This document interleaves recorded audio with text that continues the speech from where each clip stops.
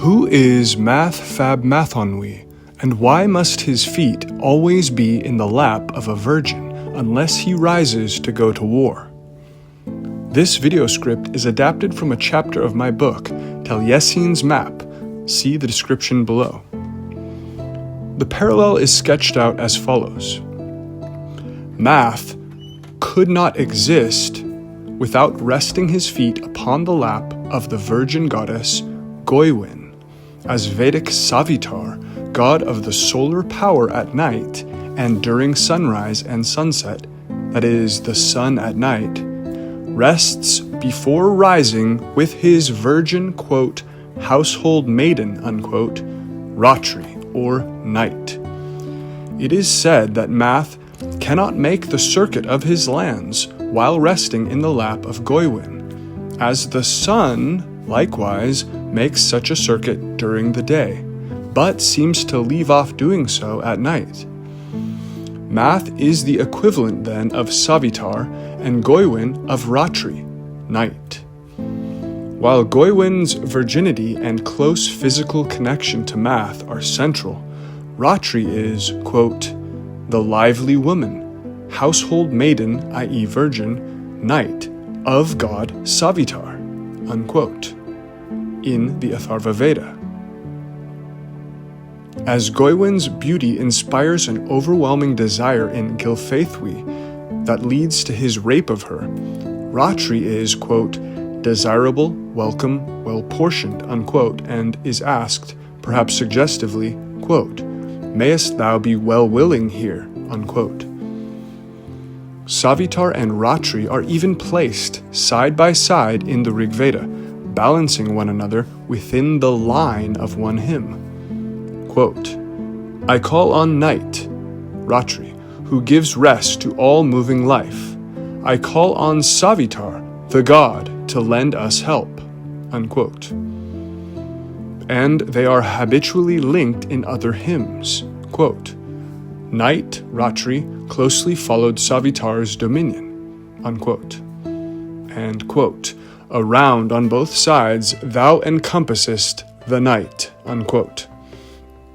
According to Arthur A. MacDonald, Savitar, quote, is twice even spoken of as, quote, domestic, unquote, damfinas, an epithet otherwise almost entirely limited to Agni, unquote, which detail paints Savitar in a domestic existence with his domestic maiden or virgin, Ratri, who gives rest. Math rests while physically linked to his maiden Goywin in a manner similar to how the names of Savitar and Ratri are linked even in the line of the hymn. And Goywin gives him this rest as Ratri gives all moving life rest.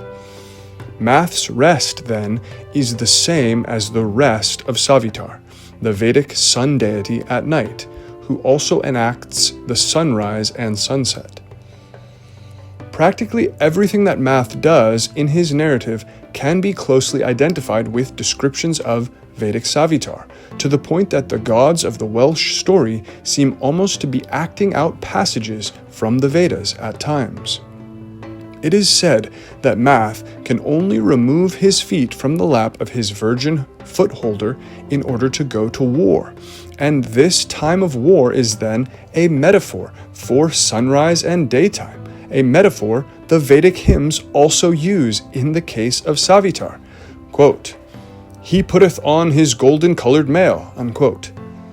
And after, quote, uprisen is Savitar, this god, to quicken, unquote, we read, quote, Savitar hath sped to meet his summons. He comes again, unfolded, fain for conquest, unquote. And he is called, quote, the warrior, unquote. This analogy of day, or sunrise, with war is further supported by the fact that the war which eventually calls Math away from Goywin is that with Pryderi, a horse-twin type god. Via parallels with the other horse-twin gods, Pryderi can be classed as a deity of the morning star or first light of day generally, and thus the war that Math goes to which action itself is the metaphysical enactment of the rising of the sun, is a war with another god appearing from out of the darkness in which his tale originates at the break of day. Savitar, like Math, is both a lord and a priestly magical figure. Indeed, Math's name is said in O. Mulconry's glossary to have a meaning connected to learn. Savitar is called a priest who dutifully rises to quicken life, and the sapient lord, the sage, also he only knowing, and the sapient one, the thoughtful god, and full of effectual wisdom. Math is called Lord of Gwyneth rather than King, and Savitar also is Lord or Asura, a term meaning divine lord, but is likewise not called king specifically or sovereign in the Rig Veda.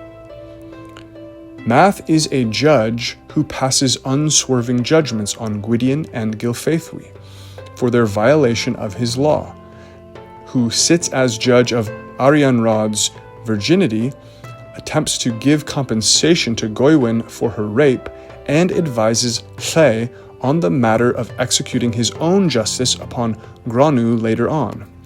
Savitar is, quote, ne'er to be deceived, Savitar, God, unquote, who, quote, protects each holy ordinance, unquote, and, quote, with his laws observed, rules his own mighty course, unquote. Savitar, quote, willingly protects us with his triple law, unquote, and he is, quote, like a god whose law is constant, unquote. Of the irresistible justice of Savitars, it is said, quote, however they may fly and draw themselves apart, still, Savitar, they stand obeying thy behest, unquote.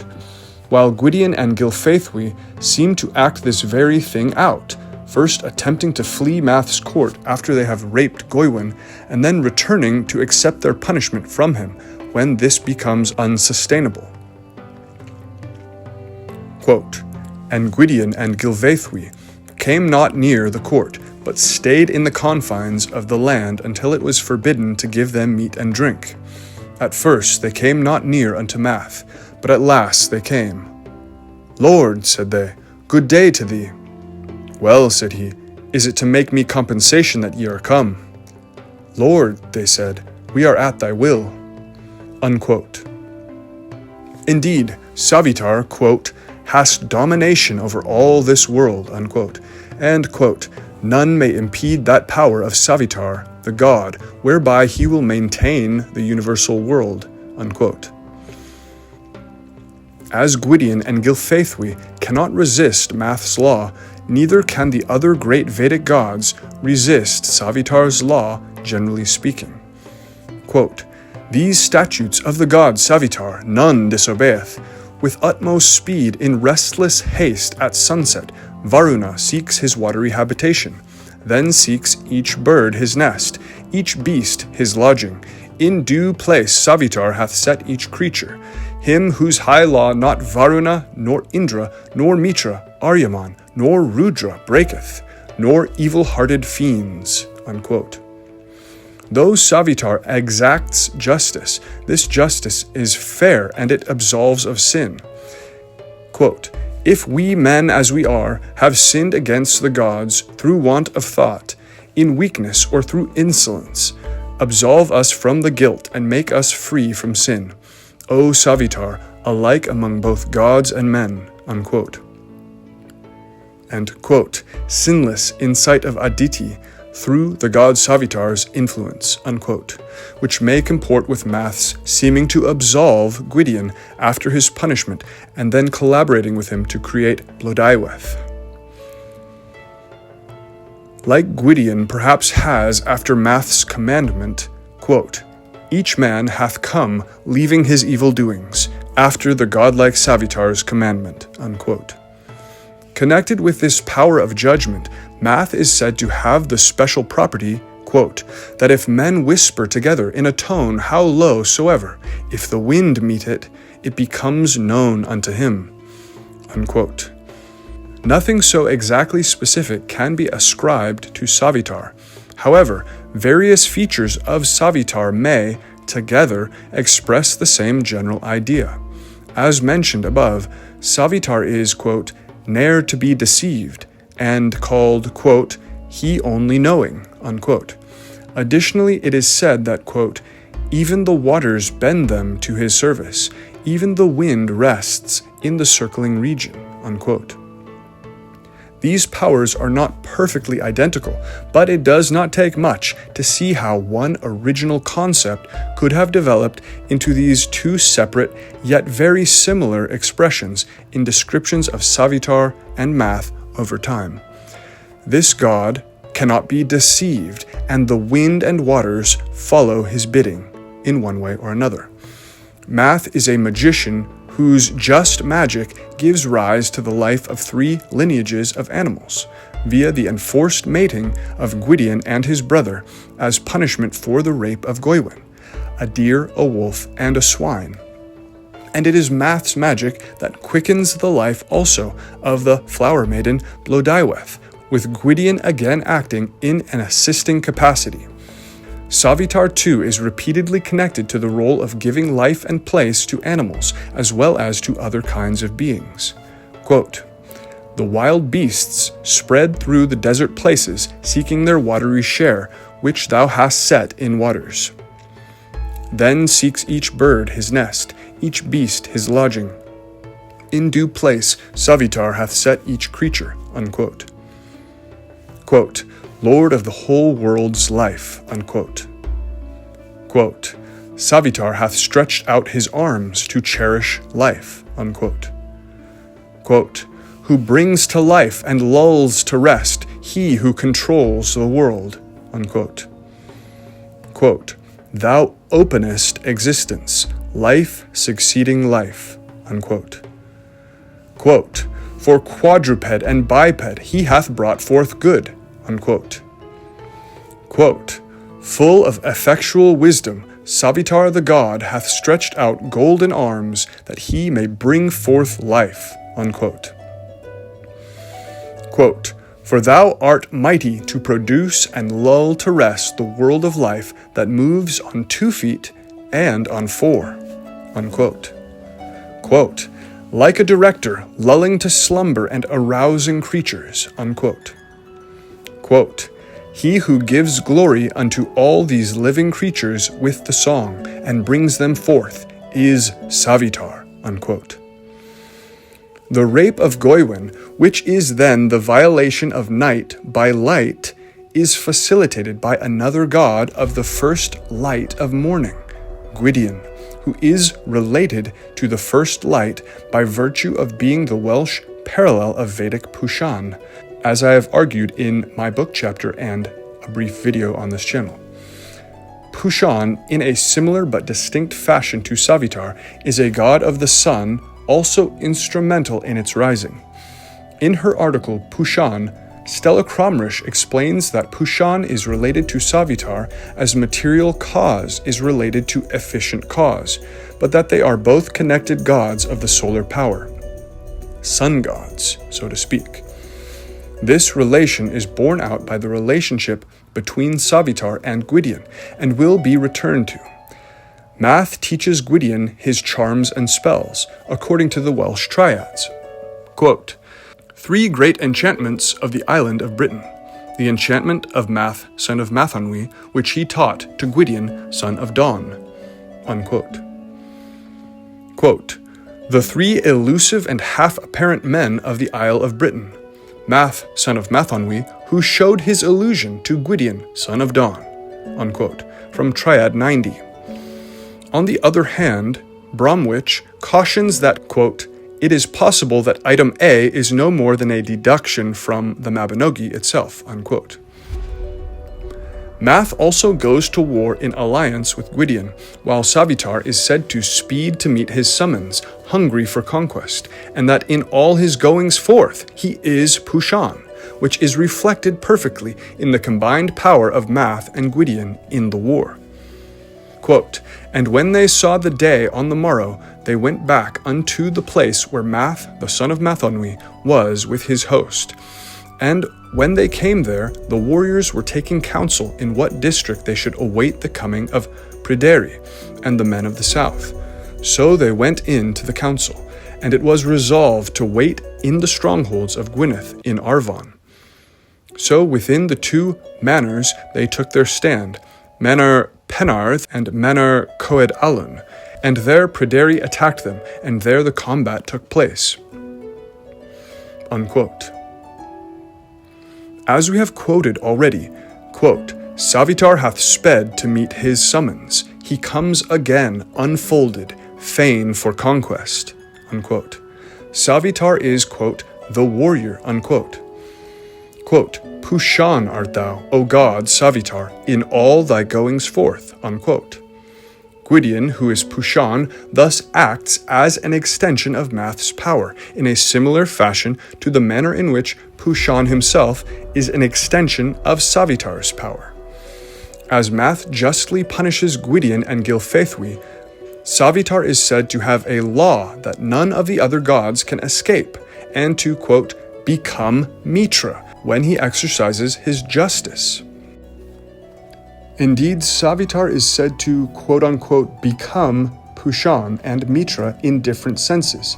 And as Gwyon and Hle, who is Mitra, are the nephew and grandnephew of Math and are his heirs as such, each one carries on roles similar to that of Math and can even be said to have been taught by or to inherit certain qualities from Math, who has prefigured these qualities in them. Gwyon mainly inherits the magical and vivifying qualities of Math, while Hle, the late-coming sovereign, mainly inherits the qualities pertaining to justice. Quote, "Over all generation thou art Lord alone. Pushan art thou, O God, in all thy goings forth," unquote, says a hymn to Savitar, which implies that Pushan is the extension of Savitar's power of impelling life in its direct application, goings forth, within the realm of generation, within the growth of the living material world. Hence, Gwyon helps Math to generate the goddess Blodaiweth with magic, and also, even in his punishment, he is the generator of 3 lineages of animals, thus executing Math's proclamation in a direct act of generation paired with his brother, like an extension of Math's generative powers. In these scenes, and indeed seemingly every time Math is said to go forth to do anything, Gwyon is with him and they are combining their powers, or Gwyon is extending those powers of Math. In the scene of punishment by his command, Math gives the first impetus, resulting in the life of these newly generated animals, while Gwyon is the one who acts out and generates what Math has put in motion by mating with his own brother and siring these animal offspring.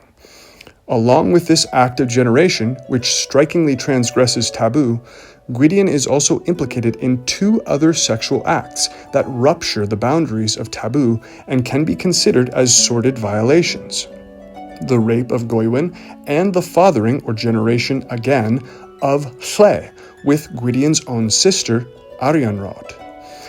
As the connection between Savitar and Pushan is both a prefiguring of Pushan in Savitar and an extension of Savitar into Pushan, similarly with Savitar/Mitra.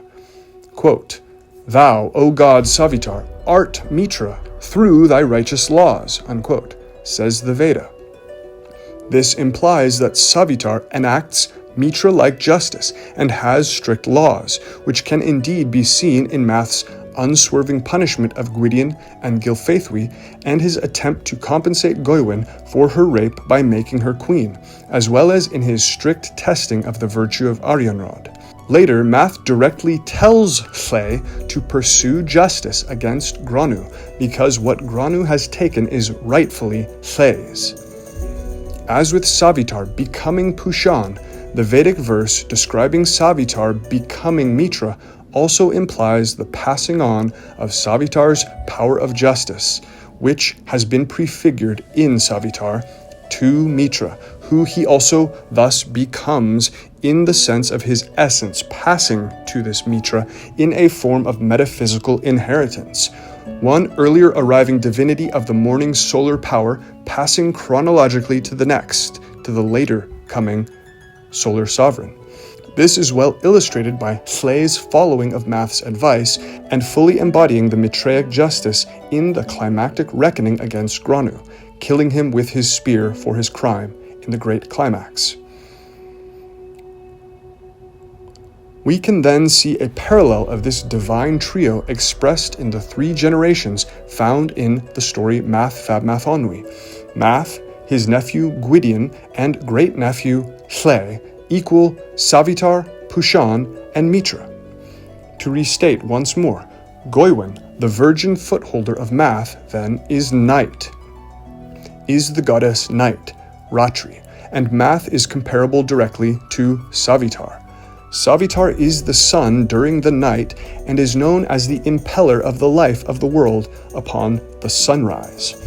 Thus, each night, Math, as the cognate of Savitar, would be resting his feet in the virgin lap of night, unable to go about his lands until war, that is morning, calls him. Math has to have his feet always in the lap of the virgin Goywin, which is the main activity in which he is depicted, except when he is called to this war, which would be when day begins. This maiden happens to be raped at the exact moment that Math is roused to go to war against another god who is a god of the first light of morning, or of the morning star, that is the horse twin type god Prideri. Thus, this rape is the end of night, her violation, and her rapist or rapists should then be divinities of light or of the transition between night and day in some sense. What is interesting is that the rape is entirely facilitated by the Welsh Pushan type god Gwyon, the primary rapist being Gwydion's own brother, although due to the lack of description, the possibility of Gwyon also participating in the rape is potentially being implied by the text. Pushan is the luminousness of the sun and directly succeeds Savitar metaphysically, according to Stella Cromrish. Cromrish describes Pushan as the material cause of the same power of which Savitar is the efficient cause. Quote, Savitar, the impeller, the causa efficiens, quote, becomes Pushan, unquote, in Rigveda 5.81.5. The primordial stress that was ante principium is beheld in Pushan, concreted in his ardor, the glowing essence of the sun, its substante ante principium, unquote. Savitar is the efficient cause and Pushan the material cause of the sun that glows and shining moves. Savitar, Pushan, and Surya refer to the same symbol in the cosmos, the sun. It is validated as cause and effect. The cause is beheld in the effect and is named differently in the salient stages of its transition, unquote. Gwyon is Math's nephew and is taught his magic by him, and they collaborate in the war and later in the creation of the seemingly auroral, that is dawn-related, maiden Blodaiweth, in this sense generating and impelling her life. And she may be a dawn-related goddess, or perhaps the goddess of the embodied day that is being created. Whose rape, then, would a Pushanic god be likely to be aiding in? As a sun god, it would make sense for it to be the rape of night. Likewise, what goddess would the two primary solar gods of the sunrise be generating to wed their own heir apparent? Though it cannot be narrowed down to perfect certainty, it would clearly be some goddess connected to the time of dawn, that is either dawn or day goddess. The time which comes along immediately generated as a result of the rising sun, which Math embodies in his action. Even if Blodaiweth, made of flowers, cannot be identified with dawn herself with certitude, she would still have to be a goddess so closely connected to this time of dawn, the time when Math and Gwyon apparently create her, that she would be nearly indistinguishable from that goddess dawn, or maybe like Greek Hemera, goddess of day, who is daughter of Nyx, night, and Erebus. The son of the Norse god Dellinger and goddess Not, or night, is also day, and so the maiden Math creates could be a female form of the same divinity of day, who, for the Greeks at least, was female. The dawn goddess and the night goddess are frequently paired and shown to be following one after the other in the Rig Veda itself, the night goddess disappearing just when the dawn goddess arises. Phanes, or Fanes, the bringer of light in Orphic mythology, in Orphic tradition, is then paired with Nyx, night, either as her husband, consider here the light-bringing Math as husband of Goywin, or her child or father, and from him day is created. The world is brightened and begun. In Orphic fragment 97, we see Orpheus saying, quote, "In the cave of Nyx, night, the father Phanes, or Fanes, made all things," unquote, which brings Fanes and Nyx into a juxtaposition similar to that of Math and Goywin. Here in their cave, rather than one lying his feet on the other's lap. Fragment 104 says that night, quote, "produces all life in conjunction with Fanes, from unapparent causes," unquote. Fanes, the Lightbringer, also invents the method of creation by means of mingling, which brings to mind the mingling of Gwyon and Gylfaethwy to sire the animals or castes that they may symbolize. Fanes even gives his scepter to Nyx in Orphica Argonautica 12, while Savitar promotes Goywin to queen after her rape, and Fanes' scepter is eventually passed to Zeus, as Hle also finally inherits part of Math's rulership. Fanes is also known as protogonos, which has been linked linguistically to Prajapati. See Kate Alsobrook, The Beginning of Time, Vedic and Orphic Theogonies and Poetics. And he is said to, at first, rise from the watery abyss to give birth to the cosmos. And this compares well with what we know of both Savitar and Prajapati in the Rig Veda, where Savitar is one of only two gods before Book 10 to have the epithet Prajapati. In the Rig Veda, Savitar is said to know where the ocean overflowed to bring forth the world, and in a different hymn, Prajapati is described as the golden germ, which is described as an egg in the Brahmanas, Hiranyagarbha, arisen from the waters, from which the cosmos has sprung. Quote, "Well knoweth Savitar, O child of waters, where ocean firmly fixed overflowed its limit. Thence sprang the world, from that uprose the region. Thence heaven spread out, and the wide earth expanded. Then, with a full crowd of immortal beings, this other realm came later, high and holy." Unquote. From Rig Veda 149.2. Zeus is even said, according to Orphic fragment 129, to swallow Phanes, his forefather, and thereby to take into his bosom all of Phanes' powers. This seems to me a clear analogy of what Lu, or Mitra, does in relation to Math/Savitar. Math/Savitar becomes Lu/Mitra, as we have described. That is, Lu/Mitra succeeds Math/Savitar chronologically and specifically absorbs his powers, as though Lu/Mitra is swallowing his predecessor and taking over his functions going forward. Not only that, but this Phanes is also identified with just one other god, Pan, just as Savitar becomes both Mitra and Pushan specifically, or Math passes his powers specifically to Hle and Gwyon. Quote, "And the third god of the third triad this theology too celebrates as Protogonos, firstborn Phanes, and it calls him Zeus." See the equivalent Mitra or Hle, "the order of all and all of the world. Wherefore he is also called Pan." See Pushan/Gwyon, unquote. This is from Orphica Theogonies, fragment 54, from Damascius. The tale of Math and Goywin is followed by the birth of Hle, Mitraic sovereign of early morning sky, son of Gwyon. Hle is then cuckolded by his dawn or day connected wife with another sun god, the sun god Granu, equivalent of Surya, the sun. the daytime sun, taking away the glow of dawn/sovereignty, which Lle then has to retrieve by overcoming the sun god, completing the cycle. We may see another, more obscure version of this myth in the Norse material. Dellinger's name has been glossed as the Dayspring, or the Shining One, and his son with the goddess Not, or the goddess of night, is Dagr, the god of day. Dellinger's people are called, quote, bright and beautiful, unquote, in Gylfaginning. Even more striking, Dellinger is said to be the third husband of the goddess Not, or night.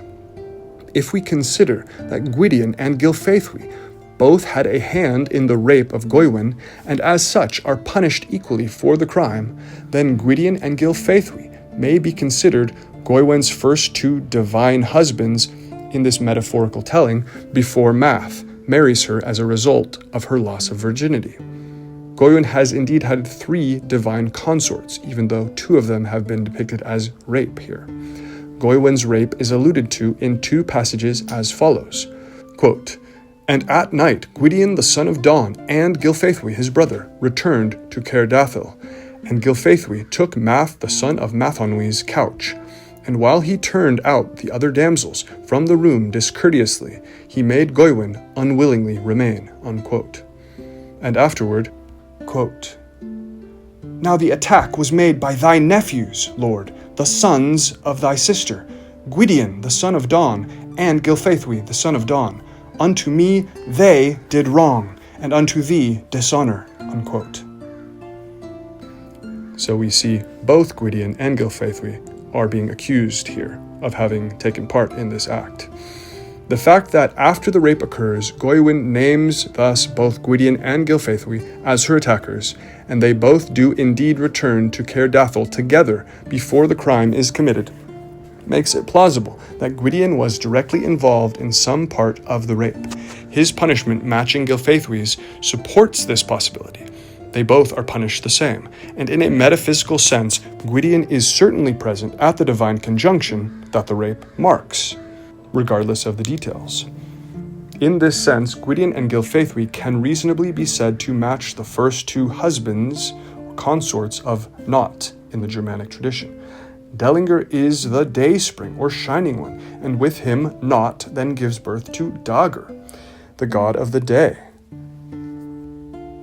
After the rape of Goywin, which is the violation thus of night by a transition into day, and after the war of Math with Pryderi, who in another respect is a deity ruling over a precise phenomena relating to the morning star or early morning transition, Math and Gwyon, who in this capacity, as equivalent to Savitar and Pushan, are 2 divine aspects of the sunrise, then collaborate to create the woman Blodaiweth for Lle, the son of Gwyon and Arianrod, who was born in the interim and is now reaching maturity.